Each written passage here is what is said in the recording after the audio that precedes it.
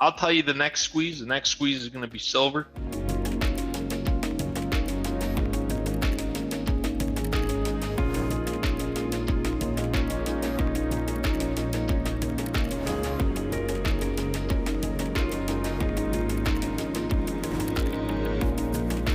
The bank I work for is one of the banks that was really big in the gold fix. You guys will remember JP Morgan in the US was part of it. Scotia Makata, which is an arm of Scotiabank, it stopped existing. Scotia Makata tried to sell themselves and nobody would touch it with a 10-foot pole.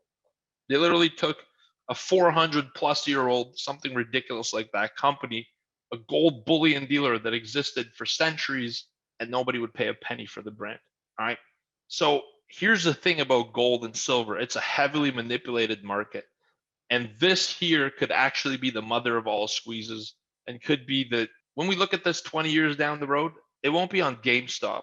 It'll be remembered as silver. If they could pull off a short squeeze here, you're going to have a systemic collapse. I'll tell you why. Here's some interesting stuff. SLV, all right, is going to pump. Silver would reach $100 and be around the fair value for inflation over time. Silver has been suppressed. Here's some crazy ratios that are going to absolutely blow your mind. First of all, let me explain how SLV works. I hope you guys don't mind I'm going into a little bit more detail here than the regular Sunday analysis. I think this is warranted. All right. The way SLV works is when you buy the ETF, all right, they have to go out and buy bullion.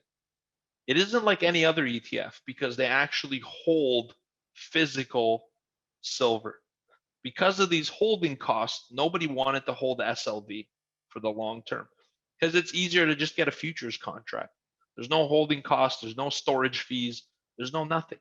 SLV is different. You buy one share on the ETF, you're actually getting the fund to purchase more bullion. Is this causing, will the short squeeze happen on silver? The question is it causing an increase of demand in physical coins? Have a look at this, all right? You scroll down. APMEX, this company, due to unprecedented demand on physical products, were unable to accept any additional orders until markets open. All right, JM Bullion, same story. SD Bullion, really big bullion dealers in the US, same story. All right, we're already out of physical silver, gone. Here's the thing about future contracts on silver. If you own one futures contract, the difference between an option is it's not cash settled. If the expiry comes on the futures contract and they trade monthly and you're looking to sell, if you're short, all right, and you're looking to buy back your futures contract, prices are going to be rocketing and you're going to take an enormous loss. In the event you cannot get out of your futures position, remember, this kind of reminds me of April and oil when it went to minus $40. All right, you will have to, as a short, you will have to provide the person who took the long side of your futures trade 1,000 ounces of silver per futures contract. You're going to have to find it or be bankrupt. And herein lies the problem. So you're short 1,000 ounces, you go in and buy it, make the delivery, and you're like, phew, I got out of that trade. Somebody else is short. They don't have the ability to get that silver physically for settlement, right? This is going to rip heads. The biggest bank in the United States right now is JP Morgan. If short, unfortunately, I don't have good news on JP Morgan either. If we're able to squeeze silver and JP Morgan on the other side as a counterparty gets caught and they have a, they're net sellers, and they've been shorting the market to suppress silver. This isn't an idea. This is fact from lawsuits and trials in the gold market. They manipulated silver and gold. Look it up. Type in gold scandal, JP Morgan. Scotiabank was part of it, and a few bullion dealers in the UK.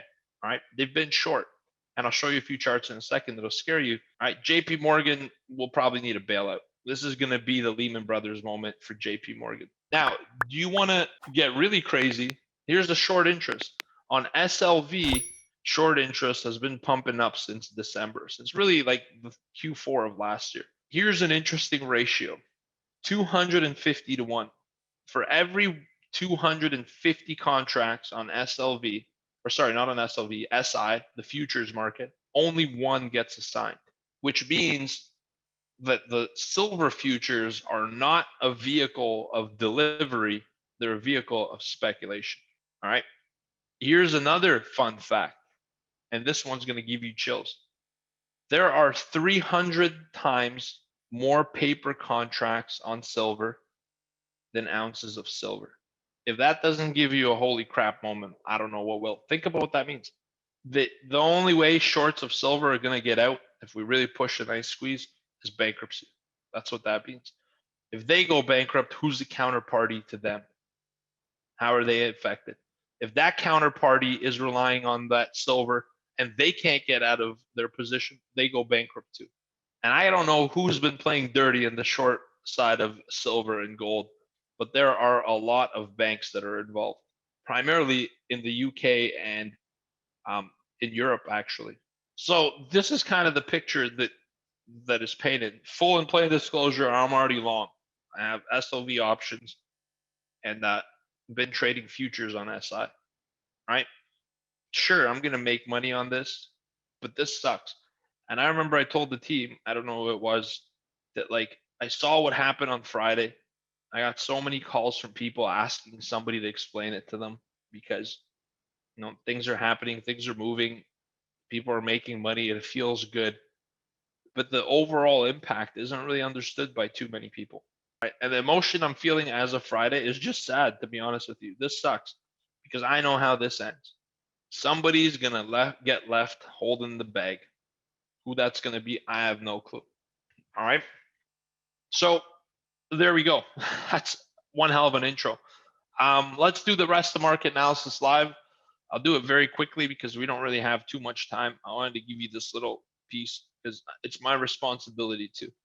And in 4 months' time, if I was dead wrong and stock markets are at a high, you know, silver didn't get short squeezed. There's no big bankruptcies in the banks. Everything is good and kosher. Just a bunch of retail traders turned into millionaires by squeezing a lot of hedge funds. You know, thank God, I'll be happy. This is one of those times I would love to be wrong. And what's interesting about this is that I traded through 2001 and 2008. I was there. I traded options. The first one in 01, it was currencies. In 07 and 08, it was options. I traded it. I'll tell you this. The first stage of any kind of collapse is always denial. And it isn't really denial. It's just, yeah, we're going to get through this. A news report pops up. Jerome Powell will bail us out. Something else comes up. Oh, hey, a bank is close to bankruptcy. They're just going to get a loan anyways. You know, these crooked bastards, somebody's going to hook them up. I'm not going to get anything because I'm the retail guy. And then all of a sudden, out of nowhere, it just happens. And it goes and it rips heads. And you don't even have a moment to really think. It just drops 5%, 6%, 8%, halt, opens up, 1% bounce, boom, 7% again, 8%, 9%, 10%. And it just goes until it hits minus 50 to minus 60% on the average bear market crash from all-time highs. And it sucks. And one of the scariest things you could experience as a trader is to trade in a market that has no bid. That's the scariest crap that you'll ever go through. I'm talking about looking on the S&P 500, seeing thousands on the ladder on the offer, all right? 2 on the bid. Skip 5 levels, 4 on the bid. Skip another 2 or 3 levels, 6 on the bid. That's what futures looked like in 2009. What are the chances you think you're going to run through that ladder? So anyways, I'm exercising extreme caution. I hope to God I'm wrong. I hope that all that happens is Reddit just has their fun, makes a ton of money, and does something good with it. You know, that's kind of what I hope. But I think the risk is a lot scarier than it's being led on. And it also, I think one of the most dangerous things is this is happening at a time where people have been locked up at home. They're pissed off at something and they need a villain. They need somebody to take down. Here's a fun little flip for you. You know, The Big Short was a heroic movie. We love that story because hedge funds took down the institutions single-handedly and made a lot of money. It was the small guy winning. It was a small trader running a firm with 2 or 3 traders that made a lot of money for their clients, that uncovered this and got the opportunity of their lifetime. Now, hedge funds are on the other side. This time, they're the villain. Hello, and thank you for watching this video. I want to take a moment to invite you to an exclusive online trading masterclass. In this event, you're going to learn 3 key things to help take your trading to the next level. Number one, we're gonna teach you a complete price action strategy used by professional traders on a daily basis, plus give you the checklist so you know how to check off each step to qualify the opportunities.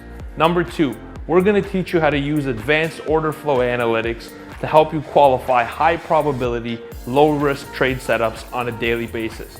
Plus, we're gonna teach you how to use that order flow to disqualify the trades that you're used to taking that end up being stopped out. Number three, we're gonna show you how you could apply all of this information with a small account, because you could start small and scale up. In fact, that's the only way to start, and a lot of our traders are doing it in our community on a daily basis. This is an exclusive offer you could get online only at this event. I look forward to seeing you at this masterclass and teaching you these 3 secrets of highly profitable day trading. Take care and have a great day.